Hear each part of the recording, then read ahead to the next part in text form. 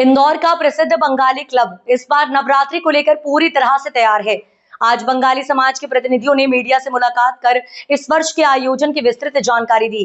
प्रतिनिधियों ने बताया कि इस बार नवरात्रि का उत्सव बड़े धूमधाम और पारंपरिक तरीके से मनाया जाएगा। दरअसल इंदौर के बंगाली क्लब में होने वाले गरबा आयोजनों में केवल पारंपरिक और आध्यात्मिक पहलुओं पर ही ध्यान केंद्रित किया जाएगा। आयोजकों के अनुसार इस साल के गरबा कार्यक्रम में डीजे या फिल्मी गानों का इस्तेमाल नहीं किया जाएगा। इसके बजाय गरबा का आयोजन केवल देवी माँ के पारंपरिक भजन और आरती पर ही होगा। इस कदम का उद्देश्य गरबा की मूल पवित्रता और भक्तिमय भावना को बनाए रखना है, ताकि यह एक धार्मिक और सांस्कृतिक आयोजन बना रहे। इसके अलावा दुर्गा पूजा के दौरान बंगाली समाज के पारंपरिक सांस्कृतिक कार्यक्रम भी आयोजित किए जाएंगे। इन कार्यक्रमों में लोक नृत्य, संगीत और अन्य पारंपरिक कलाओं का प्रदर्शन किया जाएगा, जिससे यह उत्सव और भी खास बनेगा।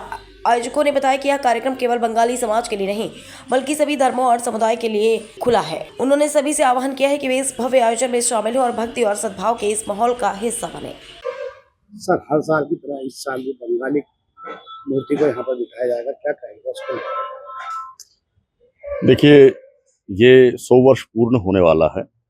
द बंगाली स्कूल और क्लब में शारदा उत्सव जो है, माँ दुर्गा देवी की प्रतिमा जो है, छठ से स्थापना होती है और ये समाज के सभी वर्ग के लोग, साथ में इंदौर के सभी लोग जो है इस माता जी के पूजन में आते हैं और आकर जो है माँ का आशीर्वाद देते हैं। इस बार नई चीज़ ये है कि जो मेन गेट है, उस मेन गेट में जयपुर का हवा बंगला जो आपने देखा है वो पूरा बन रहा है। वहाँ के कारीगर जो है, बंगाल के कारीगर जो है, यहाँ आकर हवा बंगला बना रहे हैं। और साथ में जो है ये मंच जो है, ये साथ में जो दरबार है, महारानी अर्थात हमारे माता जी का जो दरबार बन रहा है, वो दरबार यहाँ पर स्थापित हो रहा है। और माँ की मूर्ति का बतलावा से कैसा लगता है कि माँ पूरा विराजमान? माँ तो जो है, माँ दुर्गा माता जो है साक्षात रूप से विराजमान हो जाती है।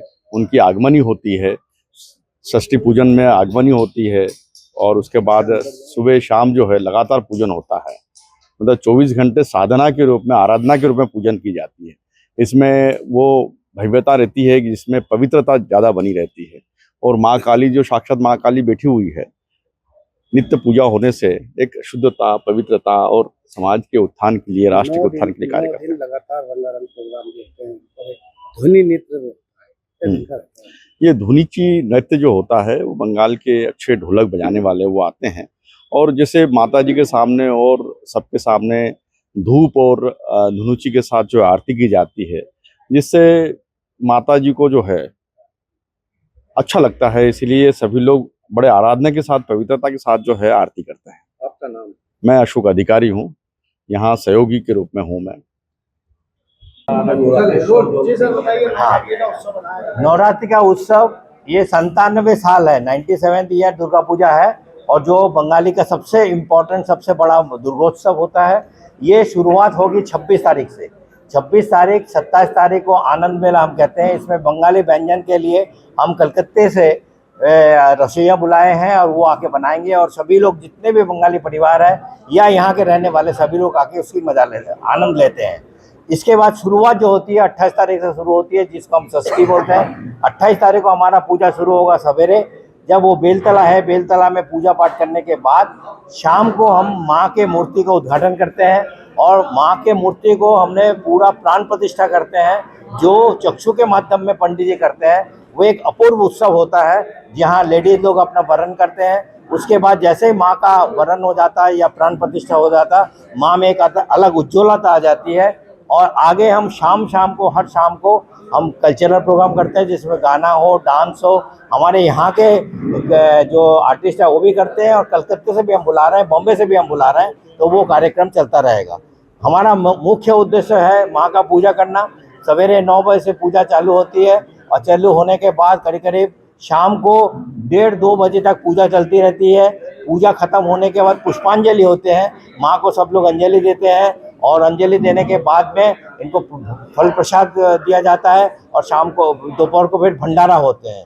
तो भंडारा होने के बाद जब करीब 4-5 बज जाता है, तब तक सभी लोग यहाँ रहते हैं। उसके बाद अपने अपने घर जाते हैं, फिर वापस आ जाते हैं क्योंकि 7:30 बजे से हमारा जो आरती है वो आरती चालू होती है। उसको धनुची नृत्य बोलते हैं हम। हमारे यहाँ कोई गरबा नहीं होता। धनुची नृत्य एक बंगाल का एक बहुत संस्कार का चीज़ है और जिसमें माँ का आरती किया जाता है। जितने भी हमारे यहाँ के मेंबर्स हैं, उनके लेडीज सभी लोग मिलके उसको उत्साह के साथ मनाया जाता है। नृत्य है जो संलग्न 9 दिन होंगे। ये 3 दिन होगा, ये केवल होंगे 29, 30, 31, सप्तमी, अष्टमी, नवमी। शाम को 7:30 बजे से 8:30 बजे आप लोग पधारे। आप लोग देखेंगे कि आप लोग आते ही हैं, मैंने हर साल देखा कि सभी फोटोग्राफर्स और प्रेस वाले आते हैं, फ़ोटो भी ले जाते हैं, पेपर में भी छापते हैं। तो एक अद्भुत चीज़ होती है जिसको हम मनाते हैं। तो ये करने के बाद 10वीं के दिन सवेरे क्या होता है, माँ का विसर्जन हो जाता है। माँ का विसर्जन पहले तो हम दर्पण के माध्यम से करते हैं यहाँ पर।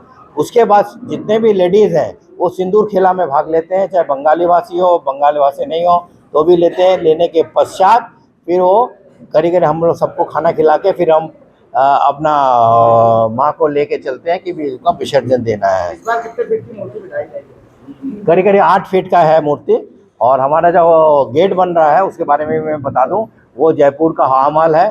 करीब वो 42 फीट ऊपर है, 50 फीट लंबी है।